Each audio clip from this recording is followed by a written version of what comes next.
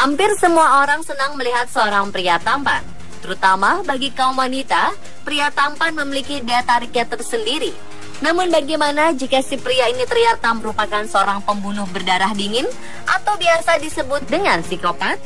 Psikopat sendiri memiliki arti sakit jiwa. Mereka berkamuflase dengan berpenampilan sempurna, pandai bertutur kata, mempesona, mempunyai daya tarik luar biasa dan menyenangkan. Seorang psikopat biasanya sadar sepenuhnya atas perbuatan kriminalnya. Siapa saja pria tampan sekaligus juga pembunuh berdarah dingin? Inilah 7 pria tampan berdarah dingin versi On The Spot.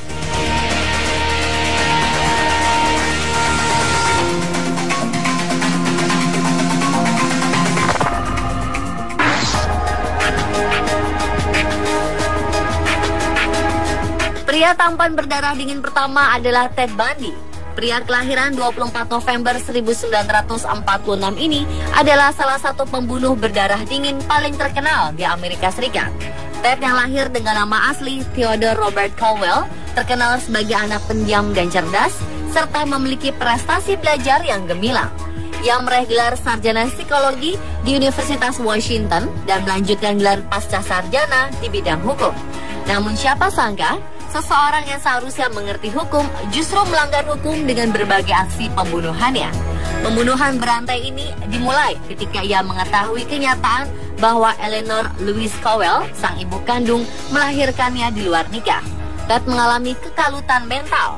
Selama aksinya, Ted tercatat telah membunuh 36 wanita dan semua korban memiliki ciri fisik yang sama dengan kekasih pertamanya, yakni mahasiswi cantik dengan rambut panjang hitam. Dengan ketampanannya, ia mengajak gadis-gadis yang ditemuinya untuk masuk ke dalam mobil, kemudian membunuhnya. Pada 1975, Ted akhirnya tertangkap setelah salah satu korbannya, Carol Deronch, lolos dari percobaan pembunuhan dan melaporkannya ke kantor polisi.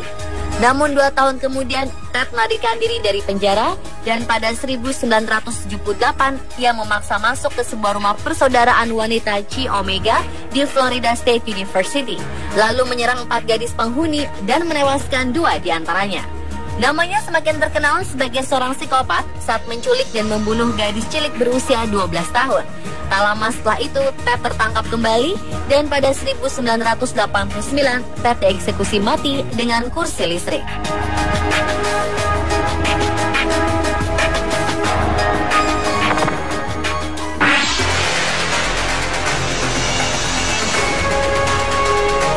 Selanjutnya adalah Jeffrey Dahmer. Pria kelahiran Milwaukee 21 Mei 1960 adalah seorang penyuka sesama jenis dan semua korban aksi kejinya adalah pria muda, terutama yang berdarah Afrika dan Asia. Agar tidak memicu kehebohan publik, Jeffrey memilih korban yang berasal dari keluarga tidak mampu. Jeffrey melancarkan aksi pertamanya ketika lulus SMA pada 1978. Saat itu ia menampung pria bernama Stephen Hicks ke dalam mobilnya, lalu membunuh pria tersebut dengan cara memukul kepalanya. Kejahatan Jeffrey terbongkar ketika polisi mendapat laporan dari seorang korban yang berhasil lolos bernama Tracy Edwards. Ia dikenakan putusan 15 kali hukuman kurungan penjara setara dengan 957 tahun untuk aksi berdarahnya dari tahun 1978 hingga 1991 dengan korban mencapai 17 orang. Para korbannya banyak yang dimutilasi dan sisa jasadnya disimpan di dalam lemari pendingin. Tak sempat menyelesaikan masa tahanannya, Jeffrey seolah mendapat karma. Pada 1994, ia ditemukan tewas setelah dibunuh oleh teman satu selnya asal Afrika. Karena ketampanannya, aksi sadis Jeffrey justru mengundang banyak penggemar. Bahkan pemerintah Amerika rela mengeluarkan uang sebesar $400.000 atau lebih dari 4 miliar rupiah untuk membeli barang-barang pribadi Jeffrey yang dilelang. Seperti lemari pendingin tempat Jeffrey menyimpan potongan jenazah korbannya dan alat-alat yang digunakan untuk membunuh. Setelah dibeli, barang-barang tersebut dibakar hingga tak tersisa.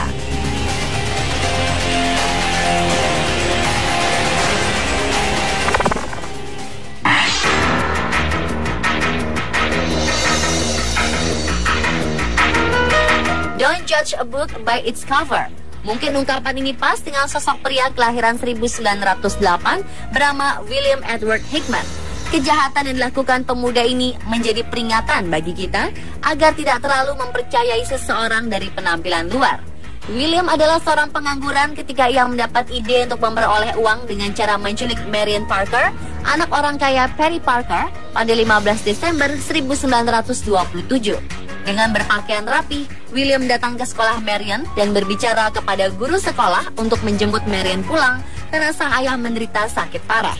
Pesona ketampanannya dan tutur kata William yang lembut membuat si guru tidak curiga, bahkan memperbolehkan William membawa Marion. Ia kemudian meminta tebusan kepada ayah Marion sebesar $7.500. Setelah ayahnya menyetujui tebusan itu, William justru membunuh gadis kecil tak berdosa secara sadis. Seminggu pasca kejadian, William akhirnya ditangkap. Pengacara William kemudian meminta kliennya dibebaskan karena menderita sakit jiwa. Namun hakim menolak permintaan tersebut dan pembunuh sadis ini dihukum gantung pada 1928.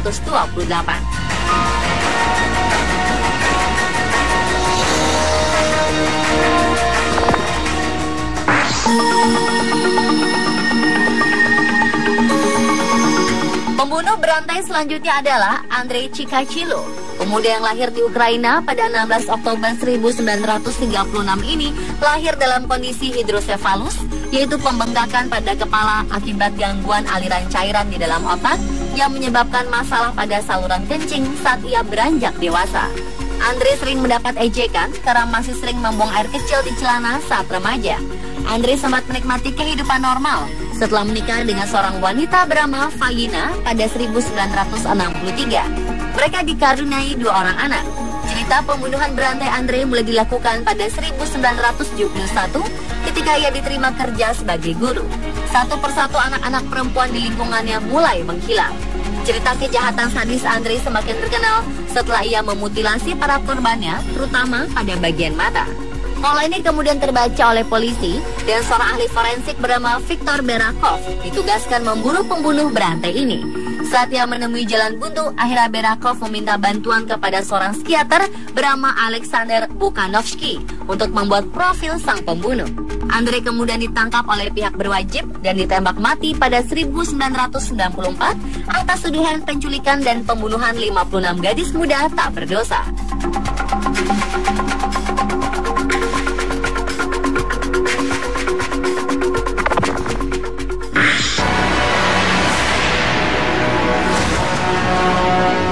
Cerita tentang 2 bersaudara pembunuh berantai yang dijuluki Children of Thunder ini diawali pada Agustus 2000 saat seorang turis menemukan sebuah plastik mencurigakan di sungai Makalumi, Amerika Serikat berisikan potongan tubuh manusia. Sebuah penyelidikan mengungkapkan bahwa jasad tersebut milik Selina Bishop yang kemudian mengungkap seluruh kejahatan Glenn Taylor Hazzler dan Justin Halzer. Taylor dikenal sebagai pria tampan, sementara adiknya Justin dikenal lebih tertutup. Ketampanan Taylor membuat seorang wanita bernama Dawn Goodman jatuh cinta. Wanita ini bahkan rela menjadi rekan Taylor dan Justin dalam tindak kejahatan. Aksi kejahatan mereka dimulai ketika Taylor membutuhkan uang dan kekuasaan. Ia kemudian mendekati pasangan suami istri, Annette dan Ivan Steinman, yang langsung menganggapnya sebagai anak kandung mereka. Namun kebaikan Annette dan Ivan dibalas dengan pembunuhan setelah dipaksa untuk menulis cek sebesar $100.000 atau setara dengan 1,3 miliar rupiah. Sadis, Taylor lalu memutilasi tubuh mereka untuk menghilangkan jejak. Masalah lain kemudian muncul ketika mereka membutuhkan seseorang untuk mencuci uang. Lagi-lagi Taylor mendekati seorang gadis cantik berusia 22 tahun bernama Selina Bishop. Taylor mengundang Selina ke rumahnya dan langsung menghabisi nyawa Selina.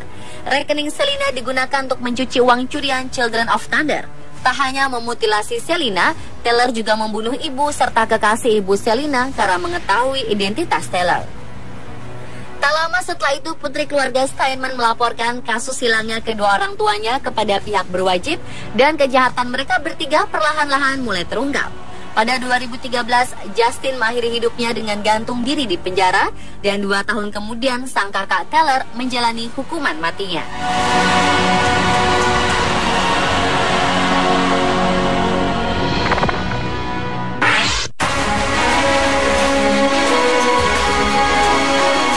Pemuda Brazil bernama Thiago Henrique Gomes da Rocha ditangkap oleh kepolisian Brazil setelah terbukti melakukan pembunuhan terhadap 39 orang dengan mayoritas korban adalah wanita sejak 2011. Modus operandi Rocha selalu sama, yaitu mendekati korbannya dengan motor lalu menembak mereka. Saat ditangkap di rumahnya, polisi menemukan senjata tajam yang dijadikan alat untuk membunuh 6 wanita. Selain para wanita muda, kaum penyuka sesama jenis dan para tunawisma juga menjadi korban pembunuhan Rocha. Saat berada di dalam penjara, pria tampan ini sempat melakukan percobaan bunuh diri, tetapi usahanya berhasil digagalkan oleh petugas penjara. Ia sendiri mengaku menyesal akan perbuatannya, namun rasa untuk menghabisi nyawa seseorang selalu timbul pada dirinya.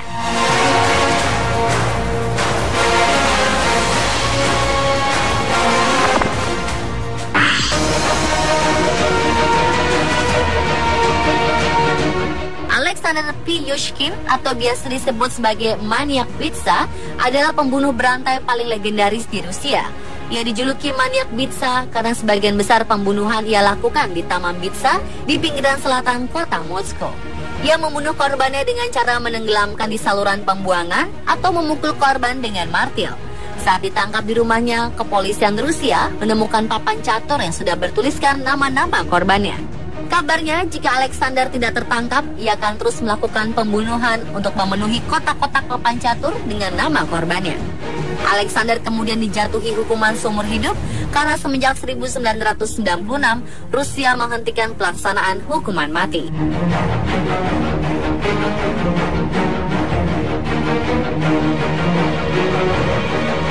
Dan pemirsa, itulah 7 pria tampan berdarah dingin versi On The Spot.